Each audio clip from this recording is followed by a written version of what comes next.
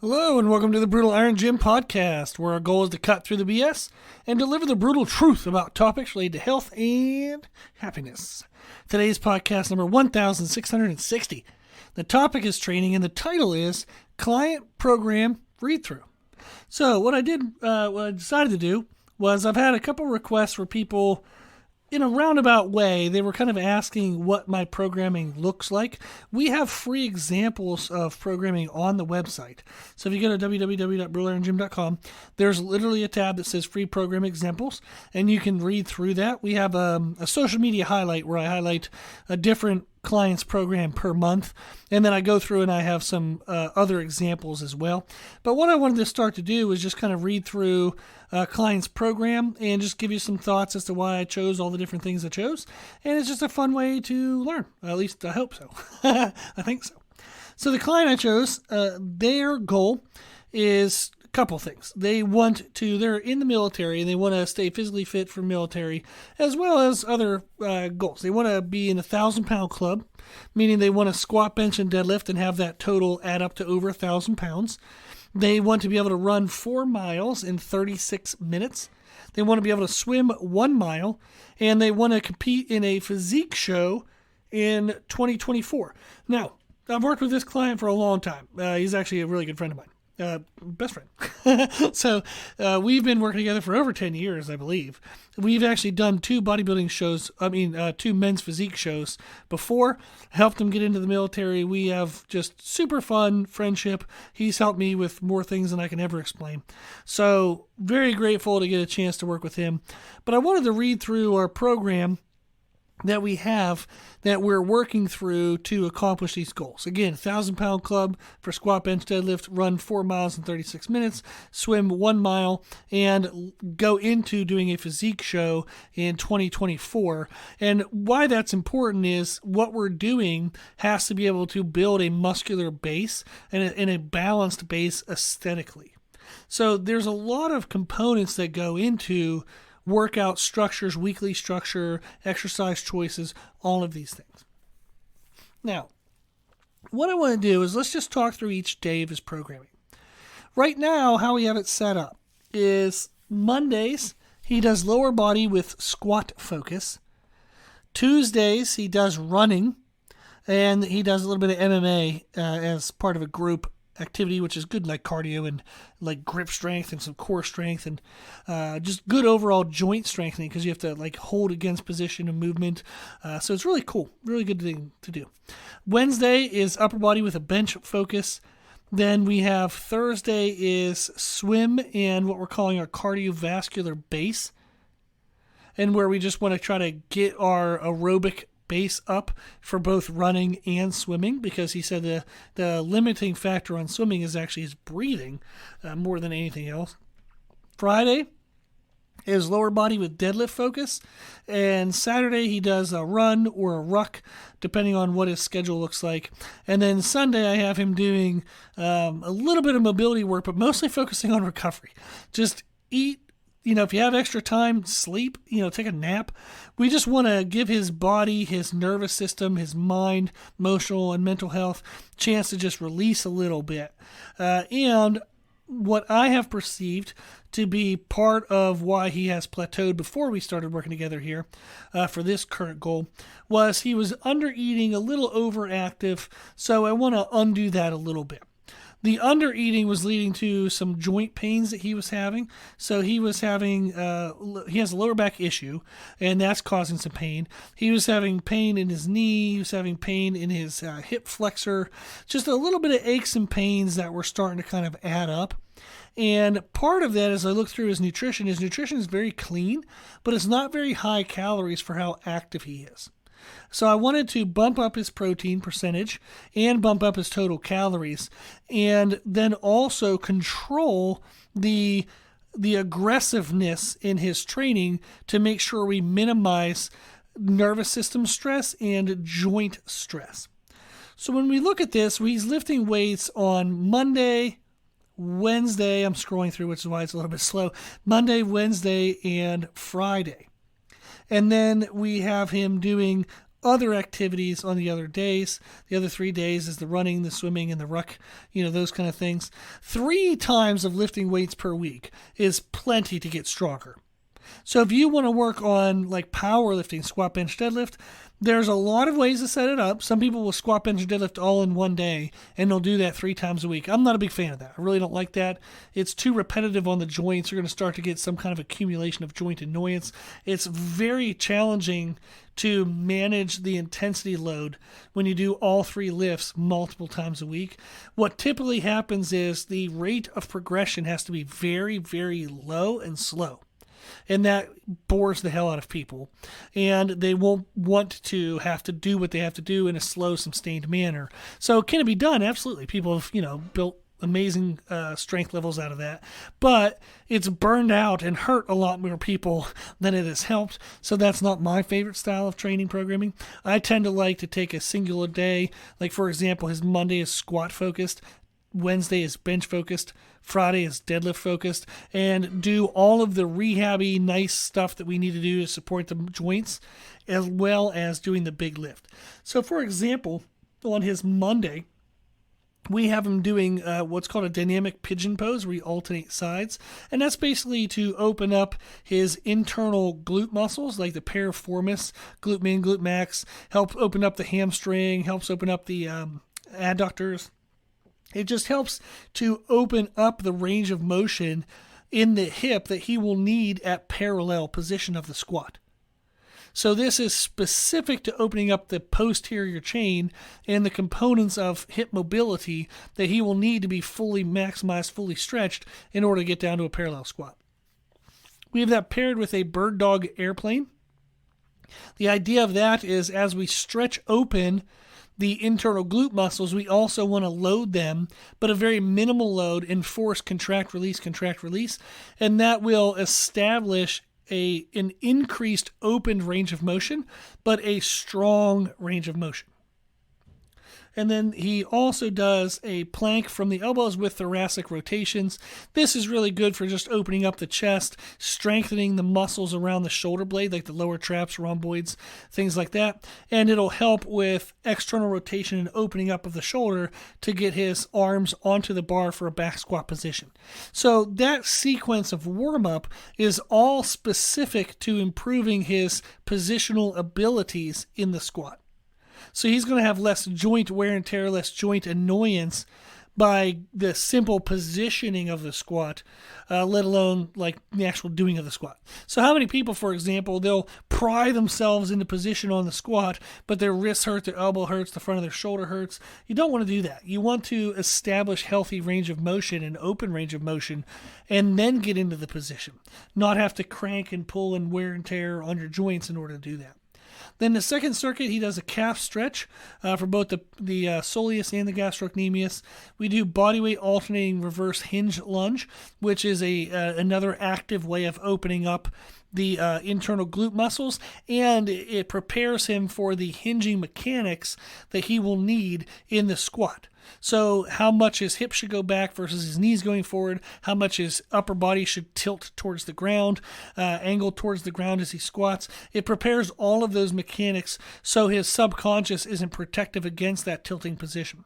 Then we do leaning over Cossack squats. That's a nice, easy way to open up the adductors, open up the groin muscles. And then we have standing cobra good morning wide stance. That is a really good one for, again, kind of prepping the glute muscles, but also core bracing and the idea of pushing the upper body back into the bar as he comes out of the squat so the bar doesn't push him forward. So all of these things are meant to improve mobility and positioning as well as the specific cues that we will need with the squat. So after all that, we have it paired together where he does his barbell squats with scapular retraction pull-ups. The idea of this is it just helps with overall thoracic strength, overall thoracic mobility, which is an investment into overall corrective positional health, I guess, with posture. And it's going to transfer over into our other days as well, especially the bench press day that's going to be coming up in 48 hours after this workout. But it also just improves overall posture. So if he is, little more sitting than he would used to. Maybe during certain times of his job, he might have a couple weeks where he has to sit a lot and do a lot of computer work, then a couple weeks where he's out and about in the field and moving around doing things. We want to make sure that we have a nice, strong, healthy posture that's not undertrained or overtrained, like in either one of those scenarios. So we have that paired with his squat. Now, what I have him doing with his squat is he reported the numbers that he's at for me. So I have him going over these next 4 weeks close to those numbers, just so I can see how his technique is, find any faults, find any breakdowns, and then that allows me to better target the accessory movements, which is what we do in the whole warm-up I mentioned, plus also what we do after the squats.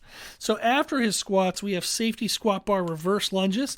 These are really good for thoracic and core bracing, which you'll need to have in the barbell squat, as well as a good stimulus for the glutes, adductors, and quadriceps. And then we have weight plate hold standing good mornings, which is a great stimulus for the hamstrings and the upper hamstring connector up into the hip, which is what we'll need to have super strong for his bottom position of squat as well as his conventional deadlift. So that is an example of what we would go through as his squat focused like Monday workout.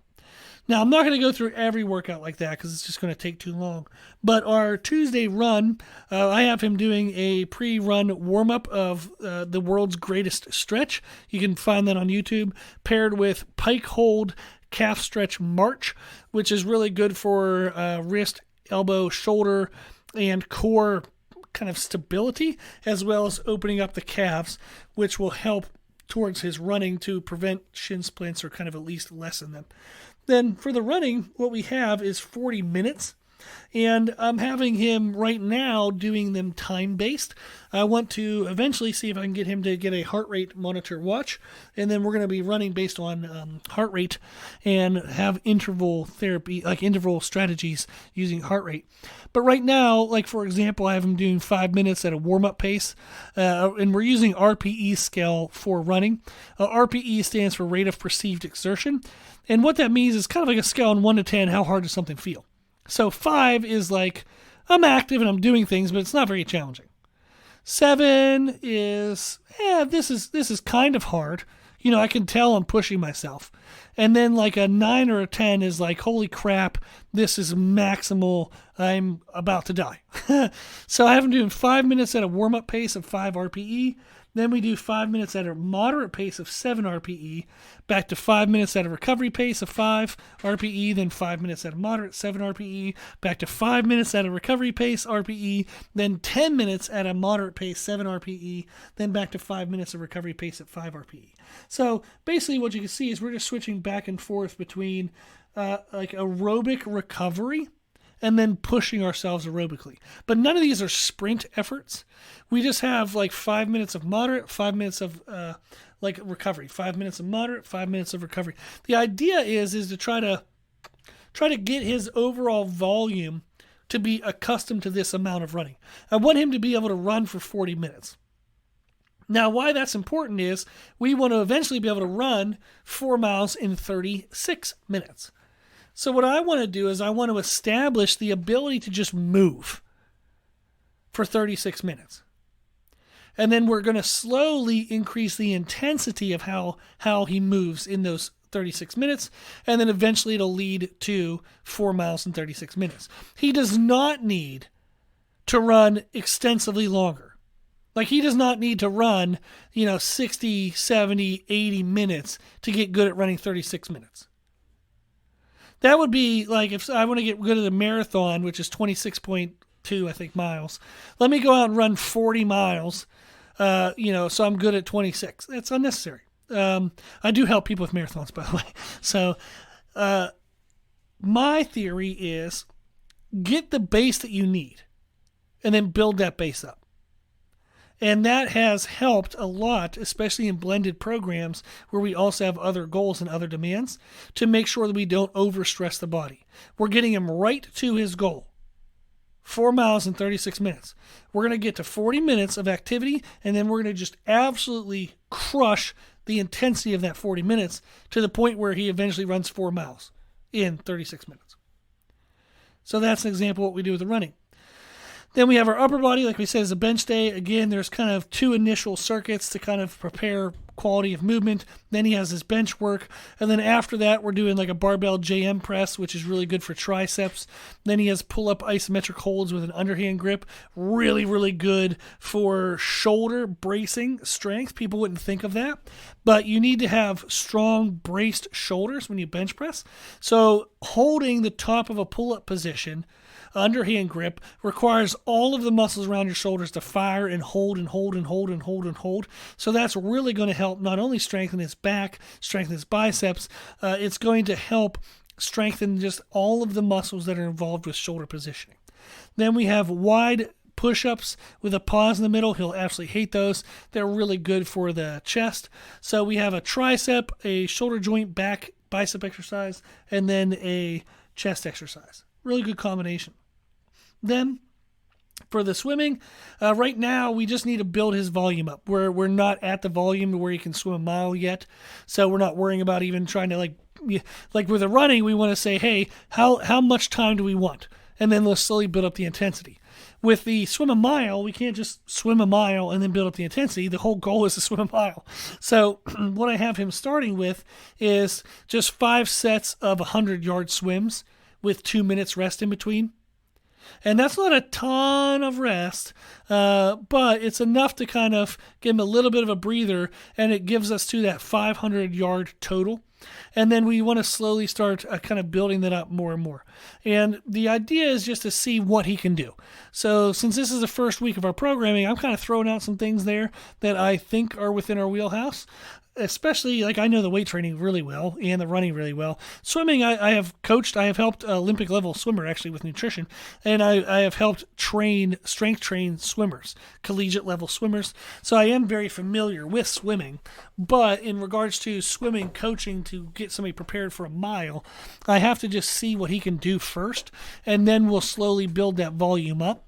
So this is a feeler program to see how does he do with these 5 sets of 100 yards.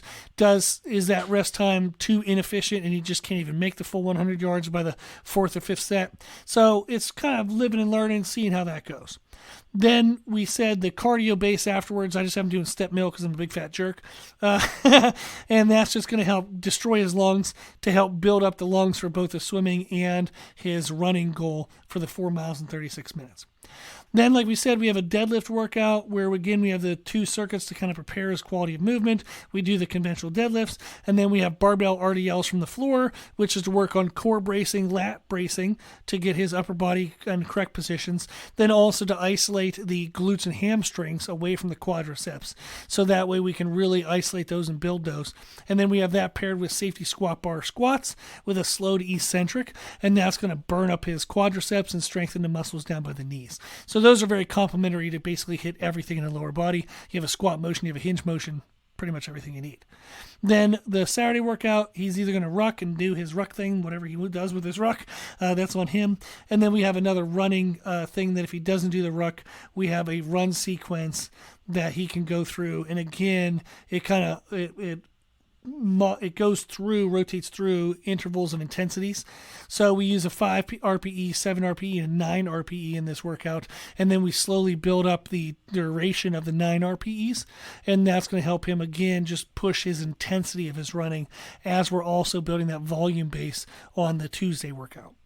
And then Sunday, like I said on this day, our best focus would be minimizing muscle stress and inflammation to allow for recovery. Towards this goal, I'd suggest reducing your stretching volume because he had been spending almost too much time stretching.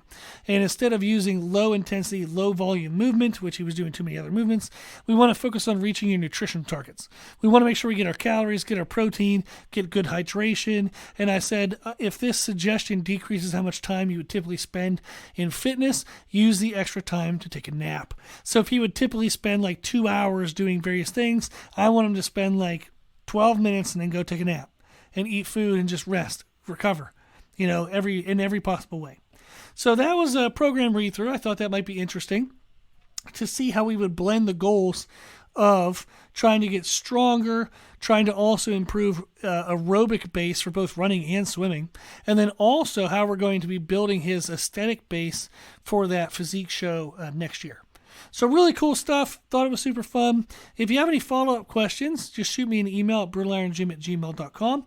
If there's a certain topic that you would like to hear from a client program read-through, let me know. I train people under like every goal you can think of, so which I love. But if there's any topic whatsoever, just tell me and I'll read through one of my clients that do that. And that'll be super fun. So I appreciate the feedback. Appreciate everybody listening. I want to make sure that you know the podcast is meant to be everything you need it to be. So just shoot me an email if you have any questions. Again, the email is brutalirongym@gmail.com. If you do like our podcast, please share the podcast. The more people we share it with, the more people can help. If you share it, just let people know that we answer questions for free, and that's the whole point of the service. Thank you to those who donate to support the podcast. It does have high hosting costs on the different podcast platforms every year, so thank you for the donations as they do help go towards that overall cost. You can donate on our website, www.brutalirongym.com. Even just $5 a month, $10 a month, anything you can give is extremely helpful and very appreciated. So thank you very much. If you like the information we share in our podcast, you can find more from us on our social media channels. You can find us on Instagram and YouTube, so find us and follow us. Please follow us under the name Brutal Iron Gym. As always, I hope this was helpful, and thank you for listening.